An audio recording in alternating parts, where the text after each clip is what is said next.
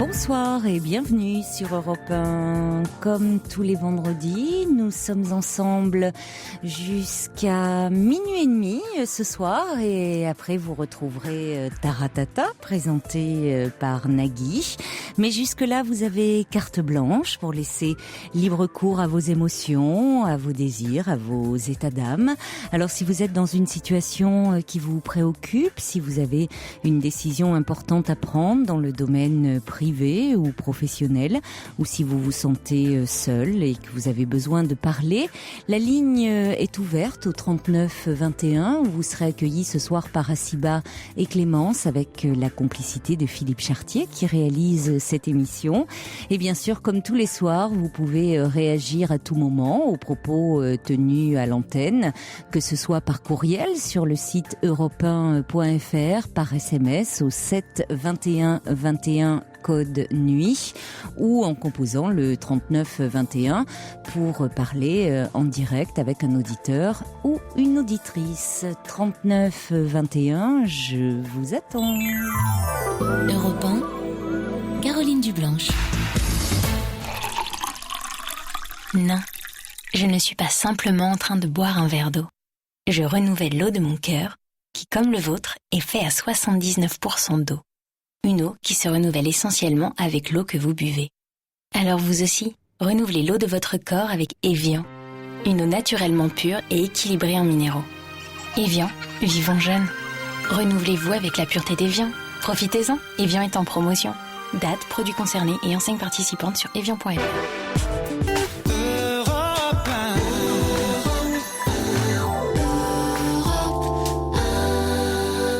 Bonsoir Pierrette. Oui, bonsoir. Bonsoir. Alors, je me suis permis de vous appeler. Vous avez bien fait. Je suis sur l'antenne. Ah oui, vous êtes à l'antenne, Pierrette. Oui. Vous avez un haut-parleur ? Non. Non, parce qu'il y a un écho. Ah bon ? Semble-t-il, oui. Non, Oui. ma radio est éteinte, non. Bon. Vous m'entendez à peu près bien ? Et pas terrible, mais bon, on va voir. On va voir ce que Fifi peut faire pour améliorer ça. Alors, vous vouliez nous parler un peu de ce que vous vivez un peu sur le plan sentimental. Oui, on va dire. Disons, j'ai 58 ans. J'ai 2 filles. Et j'ai été séparée 2 fois. La première fois en 81. Oui. J'avais 30 ans. Et la deuxième fois en 92. Mais du même homme ? Non. Non. Non, deux personnes différentes. Mariée la première fois, en concubinage la deuxième fois. Oui. Et avec ces 2 hommes, j'ai eu 2 filles. D'accord. Qui ont toutes les 2 aujourd'hui des situations, on va dire des bonnes situations quand même. Mm-hmm. Et moi, je suis en pré-retraite, si on peut dire, depuis fin 2008. Oui. Et disons que le monsieur avec qui je vivais, enfin le deuxième, on est resté en contact étant donné que notre fille a 23 ans. Oui. Et qu'elle était étudiante et il a partagé, il a joué le rôle de père, on va dire. Il la voyait souvent, etc. Et il a eu un problème de santé en 2007. Un gros problème de santé. Mm-hmm. Et là, il m'en a fait part. Et si vous voulez, j'ai pas voulu rester complètement indifférente, quoi. J'ai fait une démarche, pour l'aider un peu si vous voulez, dans cette période de soins qui a été dure, quoi. Mm-hmm. Il a été 9 mois en arrêt de travail, etc. Et donc, il a eu du mieux, il a repris son travail. Il est à son compte, c'est une personne qui est travailleur indépendant. Et là, au mois de, il y a 2 mois à peu près, sa maladie, il a récidivé. Donc, il m'a demandé si je voulais l'assister à ses soins, à sa chimiothérapie. Oui. Ma fille étant partie travailler en région parisienne, et j'ai pas voulu dire non. Étant donné que je suis plus disponible que je n'étais, que je suis seule, de toute façon. Et dernièrement, là, depuis Noël, il m'a un petit peu fait comprendre qu'on pourrait peut-être retenter quelque chose. Et ça, j'en ai quand même quelque part peur. Mais est-ce que vous en avez envie? Ça, c'est la grande question. Ben oui, mais c'est ce qui est pourtant important, parce que vous parlez de lui jusqu'à présent, mais ce qui est important, c'est ce que vous ressentez vous. Parce que vous dites que il est dans une période difficile puisqu'il est malade, il fait de la chimiothérapie, il se rapproche de vous. Vous dites que vous n'avez pas pu lui dire non, enfin, mais on sent pas, on vous sent effectivement pleine d'appréhension et pas très emballée, pas très enthousiaste. Enfin, bon. J'ai peur d'être plus une mère qu'une femme, quoi. Oui.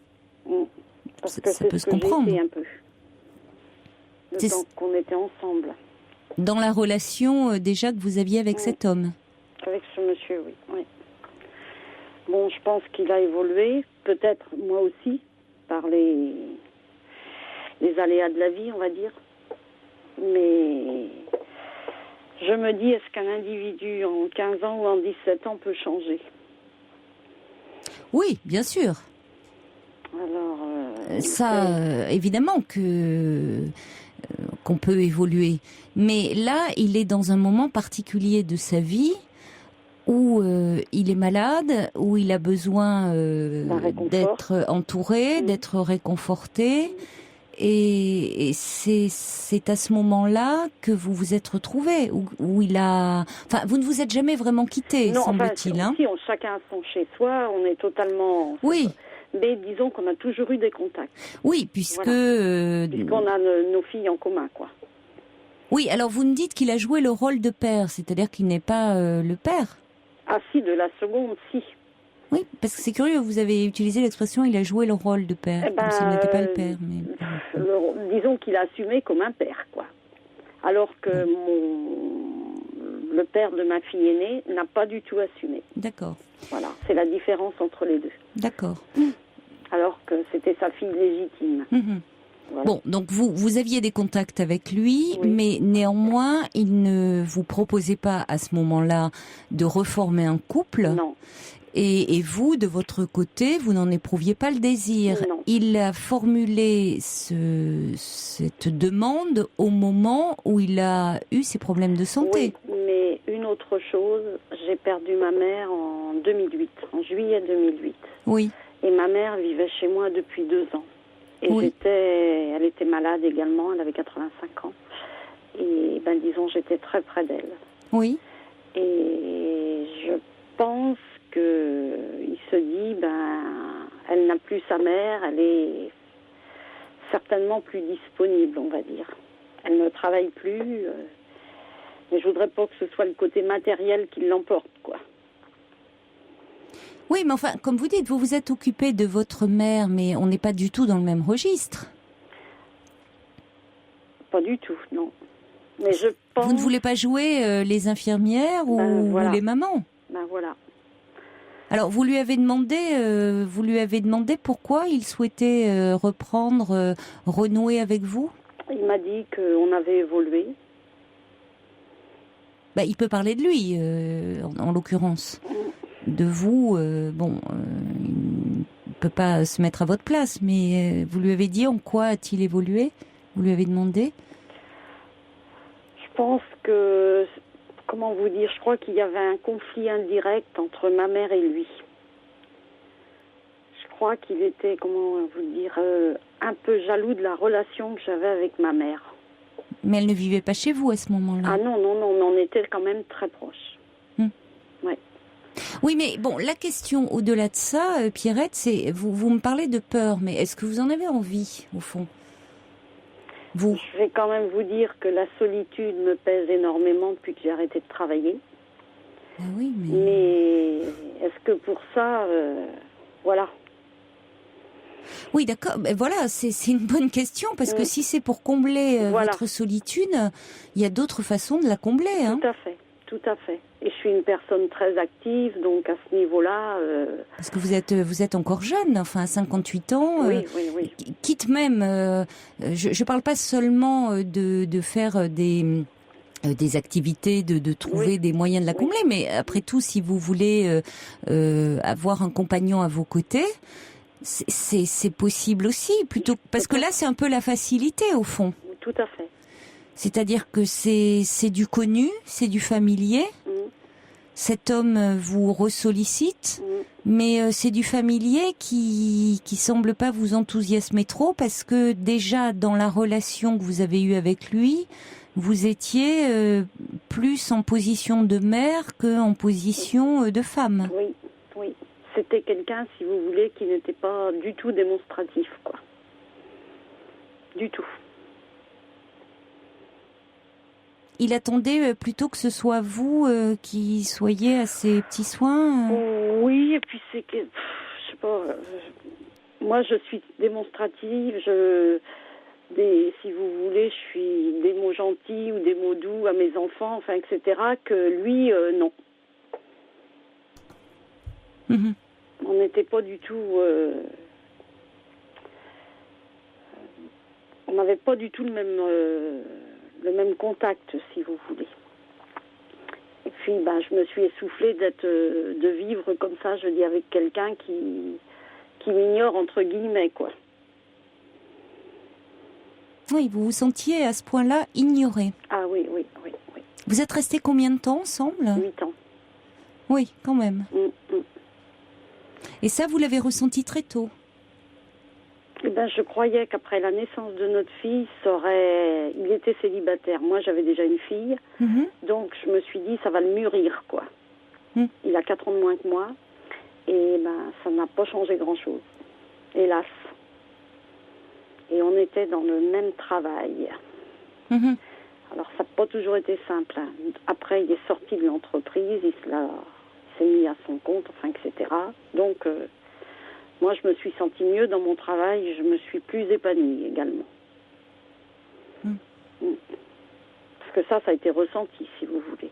On me l'a dit dans mon travail. Mais je ne voudrais pas me tromper.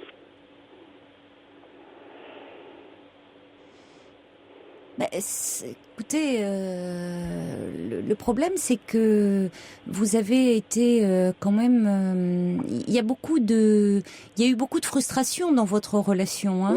Oui. Et ça risque de peser si vous renouez avec cet homme, parce qu'on sent bien que si vous repreniez, ça serait vraiment à reculons. Hein. On sent pas quand vous en parlez, il n'y a pas d'enthousiasme. Ça serait plus un choix comme vous dites, de raison pour ne pas être seul. Plus un choix de raison, oui. Un peu dire comme vous êtes seul, vous n'avez plus votre mère chez vous, vos filles elles mènent leur vie de leur côté. Alors il y a cet homme qui revient vers vous. Alors pourquoi pas finalement oui, mais c'est pas très satisfaisant. Non, je trouve. Non, c'est sûr. Pas très satisfaisant. Et je ne voudrais pas ressouffrir parce que ça m'a fait beaucoup de mal. Donc, j'ai pas envie Et j'ai pas envie non plus d'être l'infirmière toute ma vie de tout le monde. C'est pour ça, je trouve que vous donnez beaucoup. Oui, vous vous êtes occupée de votre mère. Vous avez fait ce qu'il fallait faire, ce qui était important pour vous et pour elle. Maintenant, après, vous êtes occupée de vos enfants, votre mère, et maintenant, donc, cet homme qui est malade. Quand est-ce que vous allez vous occuper de vous Voilà. C'est peut-être ça qu'il faudrait faire un peu maintenant, après tout, Pierrette. C'est-à-dire, quand vous dites cette solitude, c'est qu'au fond, vous savez pas très bien vous occuper de vous-même, vous faire plaisir. J'ai toujours vécu presque au service des autres. Et oui. Mais oui, c'est ce que j'entends. C'est un peu ça. Oui. Donc ça, vous savez bien faire. Ah oui, ça, je suis très bonne. Oui. Et oui. mais je dis je m'oublie, quoi. Oui. Ouais. Et vous seriez presque prête à le faire parce que c'est quelque chose de familier, de bien connu pour vous. Oui. Oui. Mais vous pouvez très bien lui dire que vous souhaitez plutôt rester amis, que vous pouvez être rester proche de lui, comme vous l'étiez jusqu'à présent. Mais ce n'est pas parce qu'il souhaite renouer avec vous que vous êtes contrainte d'accepter. Vous avez votre libre arbitre oui, tout à fait, dans cette histoire. Oui.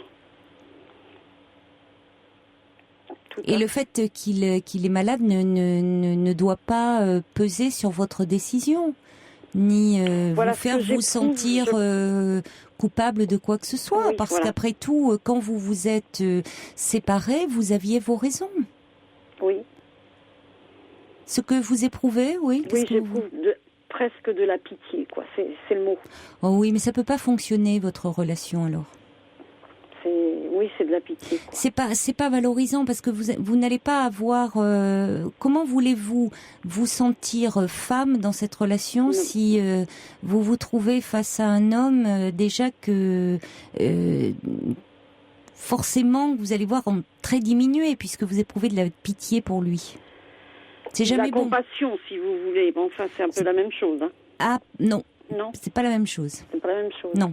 La compassion, c'est pouvoir, c'est être, se ressentir comme ça, être éprouver des sentiments pour l'autre, pouvoir partager, se sentir proche de l'autre, se sentir la pitié. Il y a un côté, on n'est pas dans un rapport d'égal à égal. Vous voyez, l'autre est vraiment dans la pitié, il y en a un qui est un peu au-dessus, l'autre est déprécié, dévalorisé. Oui. Je trouve, personnellement. Donc, en tout cas, c'est pas propice à une relation saine et épanouissante. Non, par rapport à ce que vous disiez, où vous n'arriviez pas à exister en tant que femme. Non. Donc lui, déjà, en tant qu'homme, il peut être un peu diminué par les traitements, le fait de la chimiothérapie, qui est quand même, ce sont des traitements lourds. Oui, très lourd, oui. Si en plus, vous portez ce regard sur lui, ça peut pas fonctionner. Il vaut mieux le garder, cette relation amicale que vous avez avec lui. Oui. Ça sera plus sain. Oui, peut-être. Comme dit Alain, qui envoie un petit message là au 7 21 21 code nuit, on ne s'installe pas avec un homme par défaut. Non. Et Mumu Cool aussi qui dit à partir du moment où il y a une réticence, il vaut mieux s'abstenir. Je crois que c'est plus sage. Vraiment. Oui, oui. Et puis, par rapport à ce sentiment de solitude que vous pouvez avoir, c'est justement faire en sorte de sortir, de faire des choses agréables pour vous, et du coup, en sortant, en vous ouvrant aux autres et en ne vous dévouant pas exclusivement à eux. Vous ferez certainement des rencontres et dans ces rencontres, vous trouverez quelqu'un, un homme qui pourra être un compagnon pour vous. Vraiment. Oui. Donc ne vous installez pas non plus dans une relation où vous allez le prendre en charge complètement. Voilà, parce que ce n'est pas parce que c'est le père de votre fille et que vous devez maintenant l'accompagner à tous ses rendez-vous. Et bon, après tout, il n'a pas que vous dans la vie. Aussi. Il ne faut pas vous sentir totalement responsable de lui. C'est important parce que j'ai l'impression que vous avez, vous êtes certainement d'une nature généreuse oui, donc vous prenez beaucoup en charge, vous savez bien faire, mais vous vous oubliez, donc attention à ça aussi, parce que je pense que c'est mon gros défaut. C'est une qualité à la base, mais après ça peut être ennuyeux si vous vous oubliez dans la relation. Oui, parce que vous y perdez de l'énergie. Oui, ça c'est certain. Hein? Oui. Donc il est important. Bon, certes, vous avez vécu ensemble, eu un enfant ensemble, mais ce n'est pas une raison pour autant. C'est pas l'homme qui partage votre vie actuellement. Donc autant dans ces cas-là, c'est normal que vous soyez à ses côtés, que vous l'épauliez, mais maintenant vous n'êtes pas à devoir le tenir par la main, l'accompagner partout. Il a quand même de la famille. Disons qu'il a perdu une sœur au mois de mai, qui avait 50 ans, qui a été balayée en 9 mois. Mais oui, mais bon, si vous voulez tout ça, je pense que... Oui, mais Pierrette, il ne doit pas vous charger de tous ces... De la misère du monde. De tous ces drames personnels. Voilà. Parce que, écoutez, vous avez perdu votre mère, attention aussi qu'il joue pas trop sur la corde sensible. Oui, peut-être. Certes, il est malade, c'est difficile. Bon, il est affecté par le décès de sa sœur, mais pour autant, vous pouvez pas le prendre en charge totalement. Non. Vraiment. Je reçois un mail de Francine qui dit « Votre ex-mari semble vous demander une aide, un accompagnement, dit Francine, pour sa fin de vie. » Alors, on n'est pas là, hein. C'est pas parce qu'il est... un cancer, on peut très bien, heureusement, en guérir. J'aide, dit Francine, alors c'est peut-être ça qui l'influence au quotidien, une amie qui a un cancer généralisé. C'est tellement dur. Rester seul dans une telle histoire fragilise. Un tel engagement doit être très réfléchi, d'autant plus que vous semblez beaucoup penser aux autres, sans doute trop, protégez-vous. Voilà, mais heureusement, votre ex-mari n'en est pas là, hein. Il a un cancer, il a des séances de chimiothérapie, il se soigne, il n'est pas dans une fin de vie, hein. Heureusement pour lui. Donc, comme dit Anita, la pitié est un sentiment négatif qui ne peut vous rendre aucune joie en retour. Attention à votre trop grand cœur. Et puis Long Black Coffee qui dit allez, un petit coup de boost, on croque la vie à pleines dents. C'est ça, parce qu'on vous sent un peu, vous voyez, on sent que ça vous dévore l'énergie là, hein. Oui. Vraiment. Donc attention à vous et n'en faites pas trop non plus. Non, d'accord. Ce serait mon conseil, hein, Pierrette. Oui. Bon, écoutez, je vous remercie beaucoup. Je vous en prie. Bonne soirée. Merci. Vous aussi, au revoir. Alain Chamfort, à la droite de Dior. Des réactions qui arrivent au 7 21 21 code de nuit. Le subversif qui dit « Aider et aimer sont deux choses considérées et l'une et l'autre séparément. » Et puis Ava dit « Pierrette, vous risquez d'accepter cette relation comme un emploi que vous vous infligeriez et vous en vouloir de ne pouvoir l'assumer que douloureusement. » Coco dit « Dans ce cas, l'amour a des ailes de plomb. » Et puis Jack, lui, se demande si l'amitié peut-elle vraiment exister entre un homme et une femme. Et il n'a pas encore trouvé de réponse à cette question. Je pense que ça peut exister, l'amitié entre un homme et une femme, personnellement. Et Marie-Claude me dit, est-ce que nous avons changé la présentation des mails parce que Marie-Claude n'arrive pas à nous joindre? Non, Marie-Claude, rien n'a changé. J'en reçois. D'ailleurs, Louis nous écrit pour dire à Pierrette, votre relation ne pourrait durer. Vous avez souffert déjà une première fois avec votre mère. Une deuxième serait destructeur malheureusement. Vous pouvez toujours garder un rapport amical avec votre ex-mari. Prenez le bon choix et bonne chance à vous et votre ex-mari dans cette longue maladie. Bonsoir Manu. Bonsoir. Bonsoir. Merci à vous de me recevoir. Je ne sais pas si vous m'entendez bien. Oui, très bien. D'accord. Voilà, je vous téléphone parce que j'ai un souci. J'ai mon fils qui a 20 ans et qui depuis l'âge de 17 ans prend du cannabis, consomme du cannabis. Oui. Et donc il est arrivé à un point où il est complètement dans le... Je ne sais plus quoi faire. J'ai essayé de l'envoyer chez un un psychiatre plutôt, donc et qui était très bien puisque j'étais moi-même suivie par lui pendant un moment dans ma vie où j'ai eu des gros problèmes. Et là, je ne sais plus quoi faire. Je suis complètement perdue parce que lui est dans la consommation déjà dont il ne peut plus se passer. Il fume beaucoup ? Oui, énormément. Là, il fume un tout petit peu moins parce qu'il n'a pas les moyens financiers. Donc, c'est moi qui lui prête de l'argent. Mais bien sûr, c'est au compte-gouttes et je ne peux pas faire mieux. Et de toute façon, je me dis que je ne devrais pas le faire. Mais comme il ne peut pas faire autrement et que je ne sais plus quoi faire, je suis complètement perdue. Et là, en plus, donc, je lui ai dit qu'il faut absolument qu'il trouve du travail puisqu'il a laissé tomber ses études aussi, puisque, bon, il était étudiant, bien entendu. Et il a arrêté quand, les études? Il a arrêté, ça fait un peu plus d'1 an et demi. Donc, en plein milieu de l'année. Donc, l'année dernière, il n'y allait pas, absolument pas l'année dernière. Et l'autre avant, bon, il a arrêté à quel moment? Il était en quoi? Il était en terminale.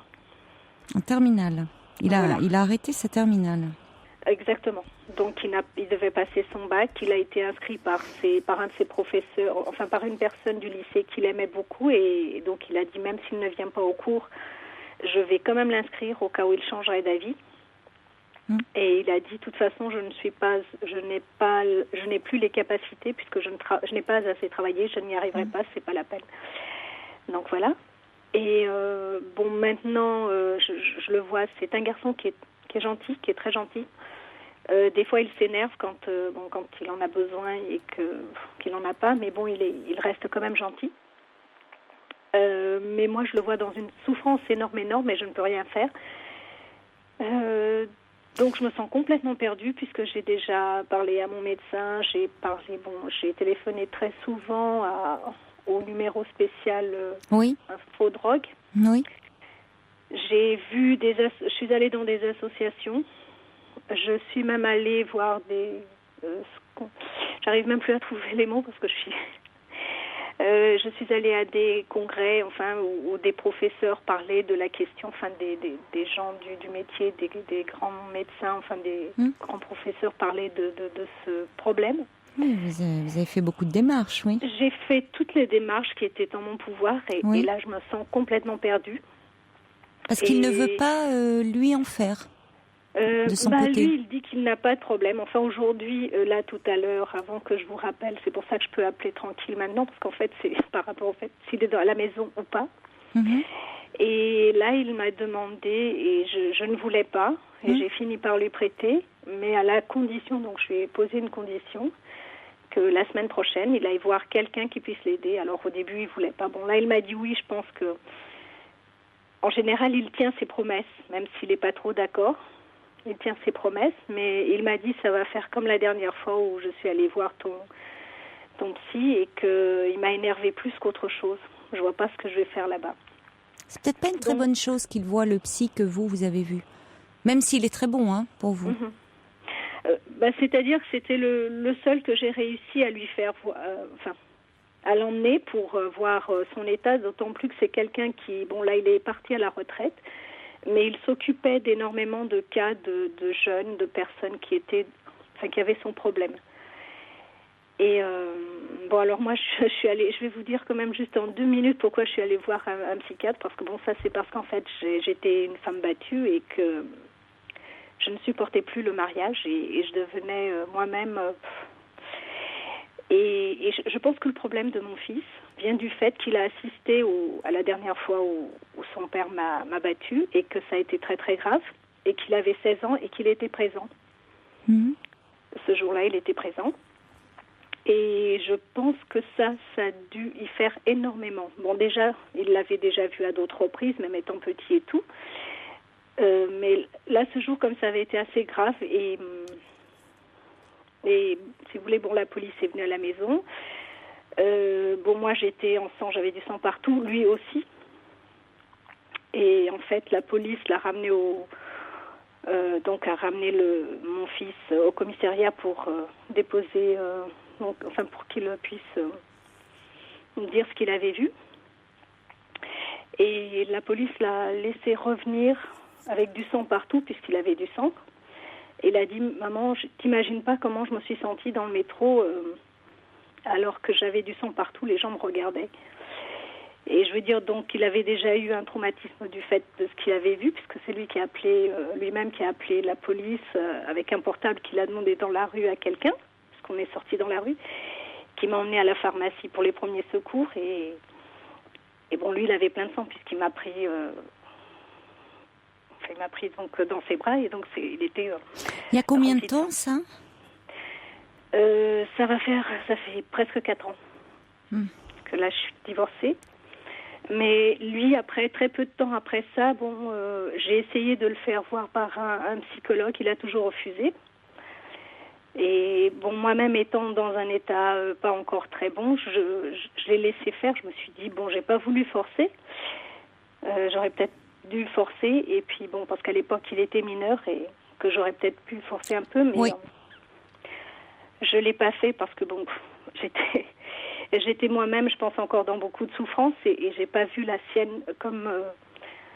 Enfin, j'ai vu sa souffrance, mais pas, je l'avais pas vue à ce point. Et c'est justement quand il est rentré l'année d'après au lycée, enfin quelques mois après, il est rentré au lycée. Quelques mois après, non. Quelques jours après, ça s'est passé en septembre et c'était au moment de la rentrée. Et donc il a commencé à consommer, quoi. Et là je l'ai tout de suite découvert. Il m'a nié. Il a nié qu'il en consommait. Et au bout de 6 mois, je l'ai mis sur le fait. C'est-à-dire, je l'ai découvert et je lui ai dit voilà, maintenant la certitude, elle est là. Et j'ai essayé de le conseiller. Et puis il me disait de toute façon, c'est juste pour les fêtes, maman, ça ira pas plus loin. Et bon, là, il est devenu je le vois en manque, quoi. Et je le sens perdu. Et comme il ne trouve pas de travail, ça ne fait qu'empirer les choses parce qu'il me dit je n'arrive pas à trouver de travail.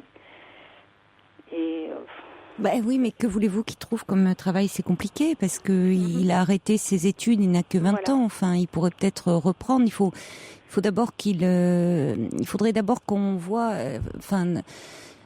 sur le plan de sa santé, comment il va, parce qu'il y a peut-être un état dépressif derrière. Enfin, c'est un symptôme de quelque chose d'autre, cette consommation, oui. Hein. Non, mais j'en suis sûre, puisque là... Qu'est-ce qu'il fait de ces journées ? C'est-à-dire que ou bien il dort la journée et la nuit, il reste sur son ordinateur et à fumer. Oui. Soit c'est l'inverse, s'il a réussi à rester une journée... Il est complètement inversé, oui. Voilà. Il a des amis ? Eh bien non, même ses amis, il n'a plus d'amis, alors qu'avant il avait des amis, il avait une petite amie, enfin il a eu plus d'une petite amie, mais bon, il en a, chaque fois c'était assez, c'est-à-dire il restait assez longtemps avec ses petites amies. Et bon, là, maintenant depuis, je sais pas, peut-être plus d'1 an, j'en sais rien, enfin, je ne les connais plus de petites amies, alors que il était assez... il avait quand même pas mal de jeunes filles autour de lui et là, c'est... Oui, il se marginalise, là. Déjà, en ayant quitté ses études, il s'isole beaucoup. Le rythme est totalement inversé. Il reste beaucoup chez vous, finalement, alors ? Il est presque tout le temps à la maison et le problème s'est aggravé puisque maintenant, il ne mange presque plus. Et donc, il a vraiment... Il est arrivé au point où il ne mange, c'est-à-dire il ne mange plus, quasiment plus, quoi. Il a perdu du poids ? Oui, énormément, parce que déjà, il n'était pas épais, il est grand et mince. Mais là, je dirais qu'il est grand et maigre.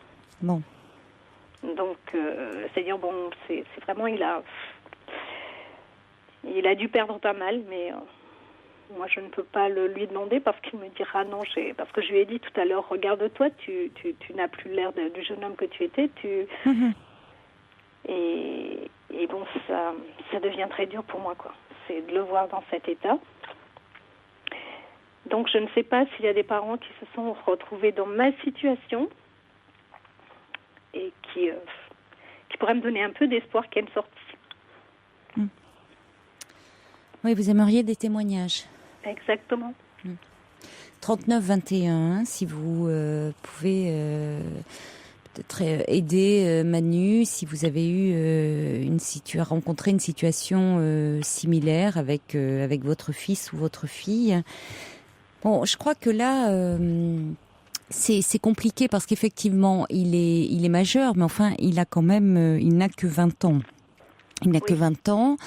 Étant donné quand même le tableau que vous décrivez, Manu, le fait qu'il s'isole comme ça, qu'il soit complètement déscolarisé, sans projet, qu'il ait plus d'amis, qu'il ne s'alimente plus beaucoup, qu'il consomme beaucoup. Je crois qu'il va falloir être très ferme avec lui, c'est-à-dire soit il accepte de consulter, de voir un médecin spécialisé dans les troubles comme ça addictifs, soit à un moment il ne fera pas l'économie d'une hospitalisation. Je pense, à mon avis, vu son état, je pense qu'un jour on va m'appeler en disant qu'il a eu un malaise et qu'il a été hospitalisé. Mais peut-être même pas dire on va vous appeler. Vous le ferez hospitaliser.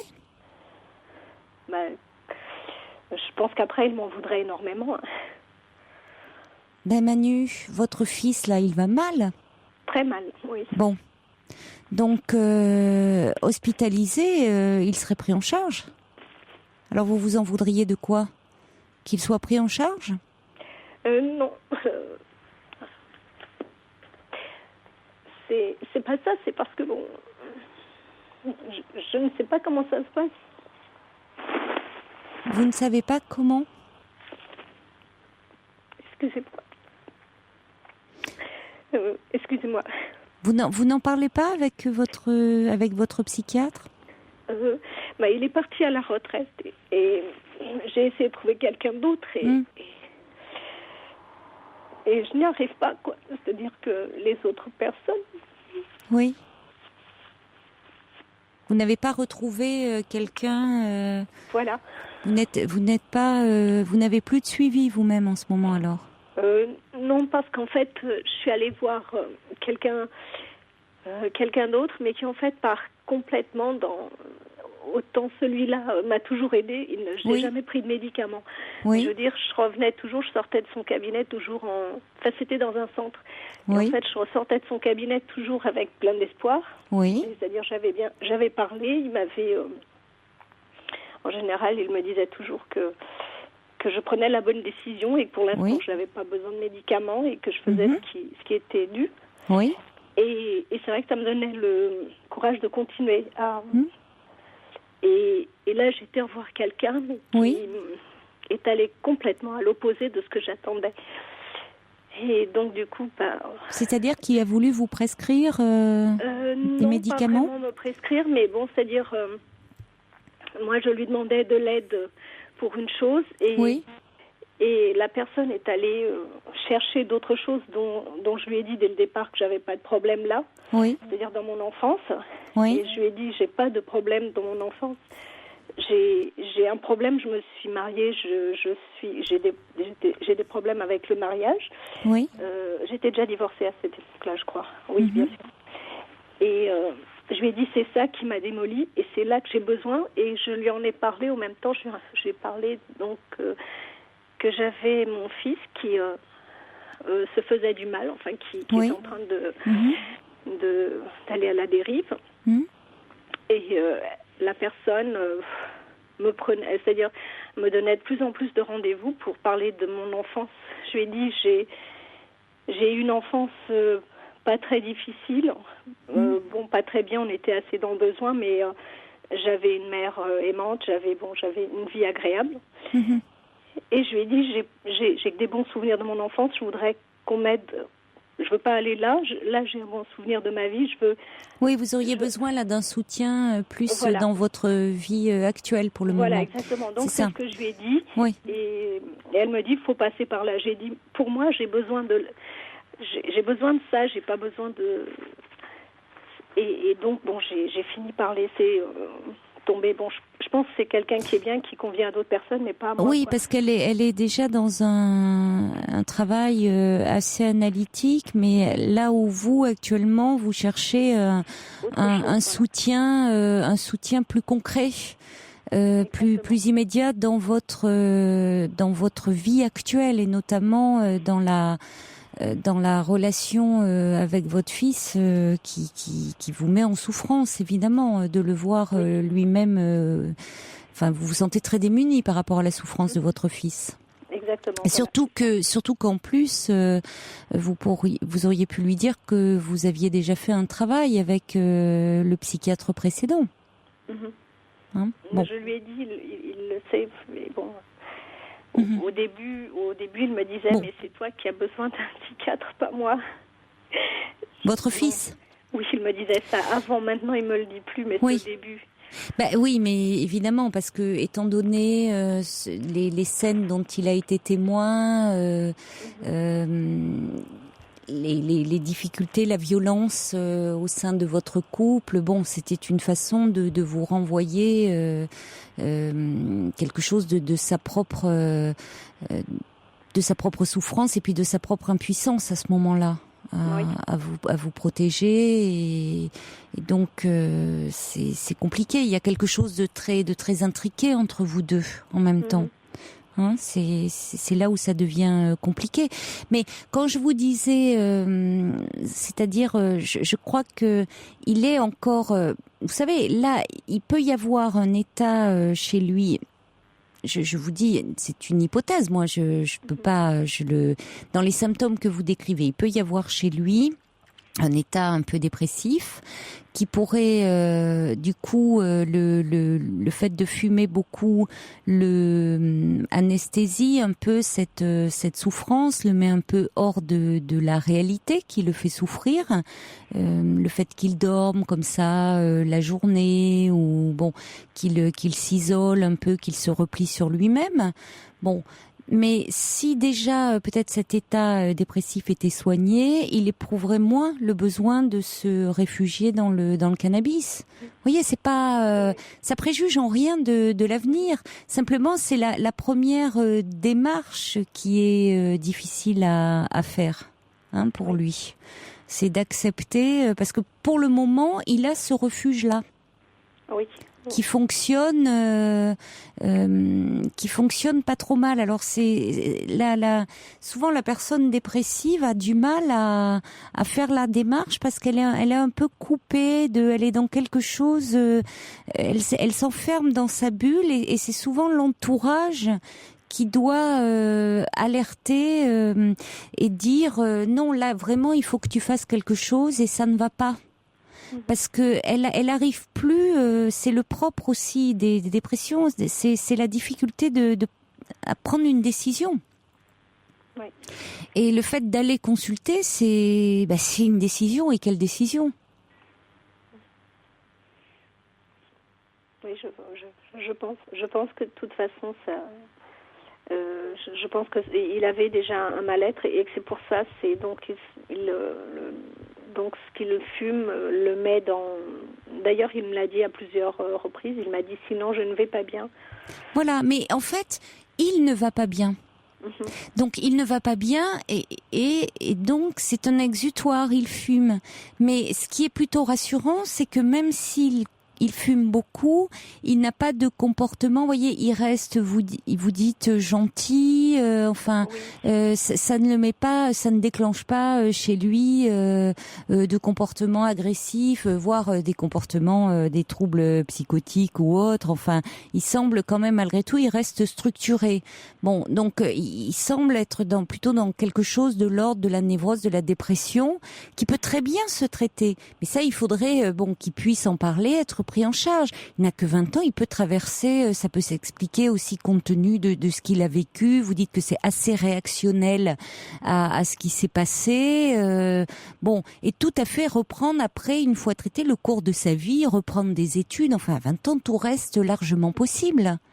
Oui. Et plus il retarde l'échéance de se faire prendre en charge, c'est dommage. Parce que là, trouver un travail, je crois qu'il n'est pas en état de trouver un travail. C'est finalement rentrer un peu dans son déni. Lui aussi, il est dans une forme de déni. Enfin, non, puisqu'il dit « je ne vais pas bien ». Donc dire justement, oui, tu ne vas pas bien. Donc quand on ne va pas bien, on se fait aider. Quand on va mal physiquement, quand on a une douleur physique, on va voir un médecin. Et on soigne cette douleur. On sait aujourd'hui prendre en charge la douleur physique. Eh bien, quand on a une douleur morale, on va aussi voir quelqu'un, un psy, qui va faire en sorte que cette douleur morale, elle s'atténue. On va accueillir. Il y a des réactions qui arrivent pour vous au 39 21. Bonsoir, Karl. Merci beaucoup. Karl, vous êtes là ? Bonsoir, Caroline. Bonsoir. Ça m'interpelle beaucoup. J'ai écouté très longtemps. Je me suis dit j'appelle ou j'appelle pas. Mais Manu, merci d'avoir Merci appelé beaucoup. parce que Manu attendait des témoignages. C'est très gentil, je vous remercie beaucoup. Moi, ce que j'entends dans cette souffrance, c'est il y en a deux. Il y a la vôtre, il y a celle de votre fils. Oui. Je pense que cette souffrance n'a pas encore été parlée. Elle n'a pas encore été dite. Le gamin, si je peux me permettre, a vécu des choses quand même assez très violentes. Et on n'a pas réussi à mettre des mots derrière. C'est-à-dire que le conflit, il existe toujours. Il a peut-être encore du mal à prendre la décision de dire de qui était la faute ou pas la faute. C'est pas là qu'on devrait chercher, mais c'est de mettre des mots derrière de ce qui s'est passé. Et je pense que vous n'avez pas réussi tous les deux à parler de ça.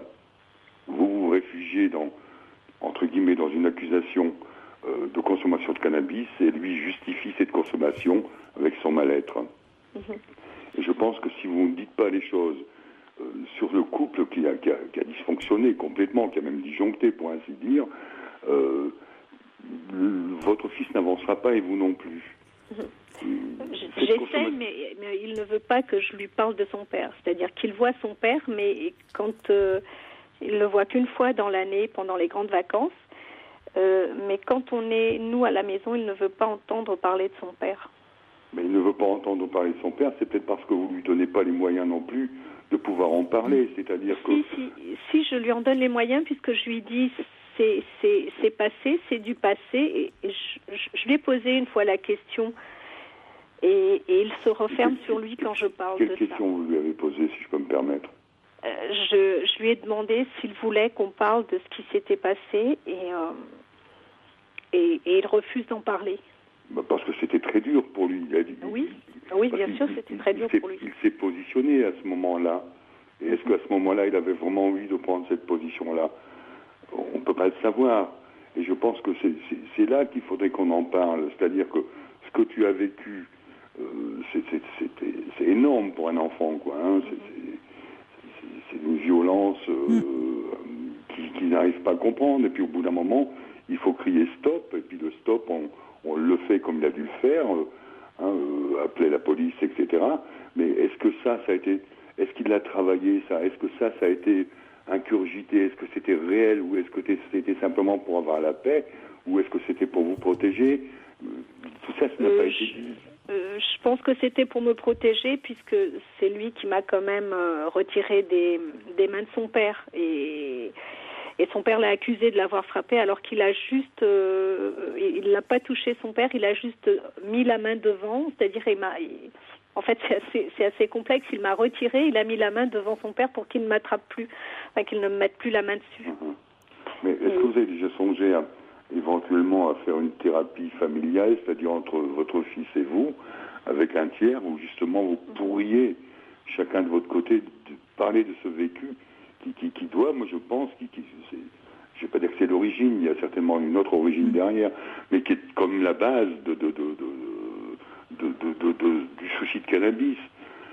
Et puis vous, du reproche qu'il consomme, lui s'évade comme ça, c'est sa raison d'être, on peut l'entendre, on ne peut pas l'accepter, mais on peut l'entendre. C'est une solution de facilité, mais il faut qu'il arrive à mettre des mots derrière. On ne consomme pas un produit légal ou illégal, que ce soit l'alcool ou le cannabis ou d'autres produits, sans raison. Surtout à cette consommation dont j'entends, qui est quand même très régulière, quoi, qui est de plusieurs fois par jour, quoi. Qui est régulière, oui, qui est régulière et plusieurs fois par jour, oui. Donc ce n'est plus une consommation festive comme il l'avait dit. Hein. Non, pas du tout. Donc là, il s'échappe, il s'évade, il se construit un mur pour plus qu'on l'embête et il vit dans son monde et rien n'avance chez lui. Au contraire, c'est un cataplasme sur une jambe de bois, quoi. Je veux dire, tant qu'il n'aura pas réussi à pouvoir exprimer son mal-être par rapport à ce qu'il a vécu, non pas seulement peut-être par rapport à la violence qu'il a vu physiquement, mais à tout ce qui est arrivé à ce conflit. Et tout ce sentiment d'impuissance aussi qu'il a dû éprouver avant, dont là il a pu sortir en vous protégeant, mais à quel prix? Madame, vous me parlez de sentiment d'impuissance. C'est un enfant. Il ne pouvait pas être impuissant. Mais Karl, je sais bien. Non, mais attendez, Karl, je parle de sentiment d'impuissance, évidemment. C'est pour ça que c'était un enfant et qu'il ne pouvait pas intervenir. Mais oui, je parle malgré tout de sentiment d'impuissance. Il ne peut pas avoir une puissance. Quelle puissance attendiez-vous de votre enfant? Non, mais c'est Caroline qui parle. Pardon, C'est pas Manu. Il n'empêche que c'est ce qui est très difficile pour les enfants qui assistent à des scènes de violence. Ah, je suis d'accord, c'est ce sentiment d'impuissance. Oui, je pense qu'il a dû se sentir impuissant, ne pas pouvoir m'avoir défendu. Pouvoir protéger. Protéger. Bien sûr qu'il ne peut pas le faire. Donc, je lui ai dit que c'était pas de sa faute, qu'il ne pouvait pas. Déjà, ce qu'il a fait, c'était déjà énorme. Et je lui ai dit en fait, il ne veut pas parler de ça. Il refuse de parler. Parce que c'est traumatisant pour lui. Voilà, donc je pense que c'est ça. Donc, dès que j'essaie d'en parler, parce que je lui ai dit une fois, est-ce que tu veux parler de ça? Et il a dit... Mais il ne sait pas comment en parler. C'est-à-dire, est-ce que tu veux en parler? Karl a raison. Comment en parler? C'est-à-dire qu'il faudrait pouvoir lui ouvrir un espace. Et c'est pour ça, quand vous parliez par un tiers, je pense, oui. Je suis d'accord avec vous. On va rester avec nous, Karl, parce qu'on va accueillir également Marie. Vous pourrez intervenir. Marie, vous avez connu un cas similaire avec votre fils qui a maintenant 21 ans. Bonsoir, Marie. Oui, bonsoir Caroline. Bonsoir. Bonsoir Manu. Écoutez, excusez-moi, je suis un peu trop émue, mais cette maman, elle souffre parce que j'ai subi exactement, si ce n'est pas pire, et qu'elle garde espoir, parce qu'aujourd'hui, il s'en est sorti, voilà. Et j'ai subi le martyre, je ne voyais pas le bout, et j'en ai encore les larmes aux yeux, parce que j'en ai tellement souffert. Et parce qu'il fumait, il a fumé au moins pendant 3 ans, mais à fond. Il a quitté aussi ses études. Il était bon élève, ses profs l'adoraient, tout se passait très très bien. Mais voilà, aujourd'hui, il faut que vous gardiez espoir parce que aujourd'hui même, il a trouvé du travail. Et c'était un échec, quoi. Pendant 3 ans. Il ne faisait que fumer et moi je pouvais pas subvenir à ses besoins parce que j'avais pas les moyens. Donc il fuguait, il volait. Moi j'en pouvais Marie, plus. on marque une pause et on se retrouve après le journal et vous allez nous dire l'issue de l'histoire, d'accord? Nous sommes ensemble jusqu'à minuit et demi. La ligne est ouverte au 39 21. Place également à toutes vos réactions par SMS au 7 21 21 code nuit et par courriel sur le site europe1.fr. Nous sommes en compagnie de Manu qui se sent très démuni vis-à-vis de son fils de 20 ans qui fume beaucoup de cannabis, qui a interrompu ses études et qui passe la plupart de son temps chez elle à la maison. Nous sommes également avec Karl et Marie. Marie, donc vous avez connu ce problème également avec votre fils. Vous étiez en train de nous en parler juste avant le journal. On vous écoute, Marie. Et oui, alors voilà, suite à c'est vraiment un mauvais moment à passer et ça durait et ça a trop duré. Et aujourd'hui, c'est vrai qu'il s'en est sorti et je crois que le bout du tunnel, voilà. Et aujourd'hui, c'est quand même dû à une hospitalisation une très longue hospitalisation. Hein, ça, que vous aviez demandé? Écoutez, non, en fait, j'ai souvent demandé, il a souvent fait de l'hospitalisation, j'ai souvent appelé la police, parce qu'en plus de ça, il était très, très, très violent avec moi. D'accord. Parce que c'est quand même, comme dit Karl, c'est quand même dû suite, je pense, à un divorce. que j'ai voulu, que c'est moi qui l'ai demandé. Hein, je pense qu'il remettait tout sur moi parce que voilà, j'ai demandé le divorce et je pense que c'est en grosse partie à cause de cela que ça n'allait pas hein, dans sa tête. Hein. Et donc mais on a toujours gardé des bons. J'ai toujours voulu garder des bons rapports avec son père. J'ai toujours passé l'éponge, même avec tout ce qui s'est passé. J'ai toujours voulu garder des bons rapports par rapport à mon fils, hein, pour que ça aille pour le mieux, qu'il s'en sorte, voilà. Et puis un jour, il ne se supportait pas non plus hein, de cette situation-là. Il vivait avec son père parce que c'est un peu plus grand, mais on est quand même à 5 minutes. Hein. Tantôt, il n'y avait pas de souci à ce niveau-là. Tantôt ici, tantôt chez son père, il n'y avait pas de problème.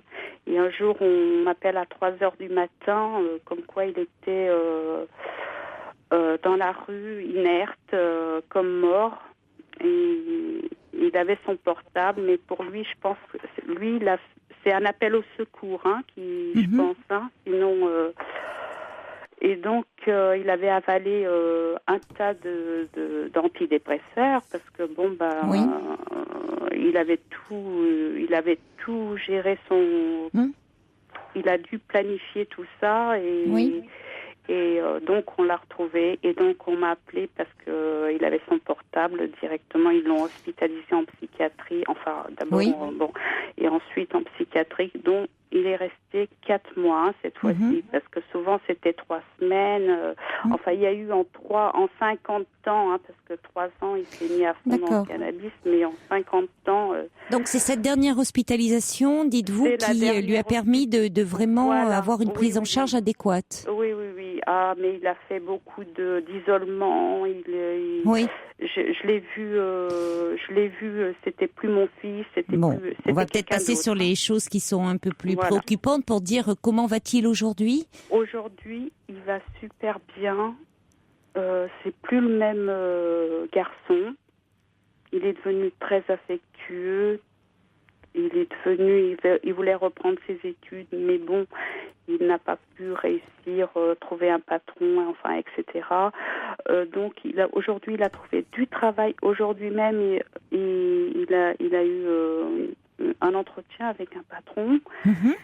Donc, tout va pour le mieux. Il a 21 ans aujourd'hui, hein, votre fils ? Oui. Il a 21 ans. Hein, il va avoir 22 ans en juillet. Donc... il est suivi régulièrement, tous les mois. C'est que tous les mois, il est suivi par un psychiatre.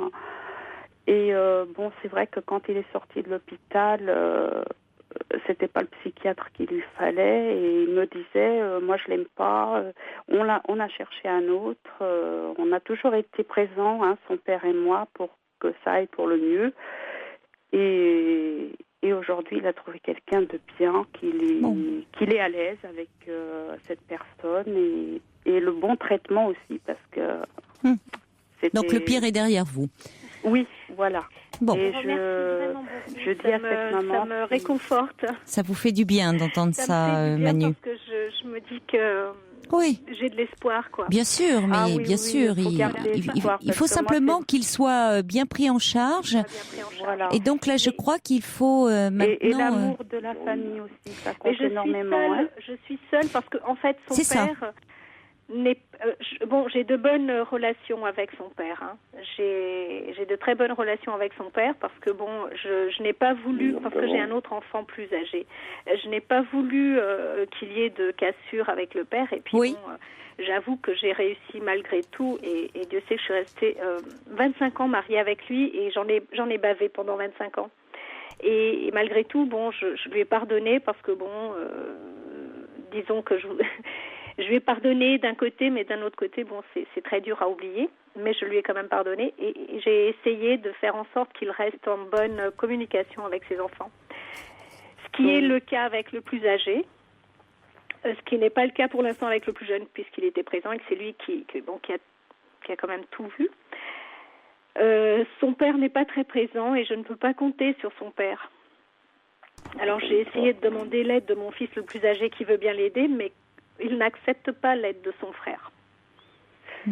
Moi, je vous dis, le père, son père était quand même assez absent, si vous voulez. Mais moi, par derrière, j'ai toujours fait le forcing. Et il faut que tu sois plus présent. Il faut que je le matraquais un peu pour mon fils, pour notre fils, pour qu'il s'en sorte. Il a un frère plus âgé, il est de 7 ans. On a toujours été présents, et quand on allait le voir à l'hôpital avec le traitement et tout, je dis c'est pas possible, il va finir ses jours dans un hôpital comme ça, parce que il répondait on lui parlait, il répondait complètement à côté. C'était la guerre toujours dans ses paroles. C'était le traitement, c'était affreux, quoi. Je ne reconnaissais plus. Ça a été des moments difficiles, mais bon, finalement, maintenant, l'important, c'est qu'il aille bien. Oui. Alors, sa dernière hospitalisation a été voulue par lui. Non, puisque c'était suite à une tentative de suicide, si on a bien compris. D'accord. Oui, il l'a provoqué. Alors, peut-être voyez avec votre médecin traitant, Manu, puisque vous n'avez plus de psychiatre de votre côté. Ça serait bien d'ailleurs de votre côté que vous ayez quand même un espace, vous, pour être un peu soutenu, aidé, sur un plan personnel, ou avec l'hôpital de votre ville pour trouver quelqu'un d'un peu spécialisé dans les addictions, quand même.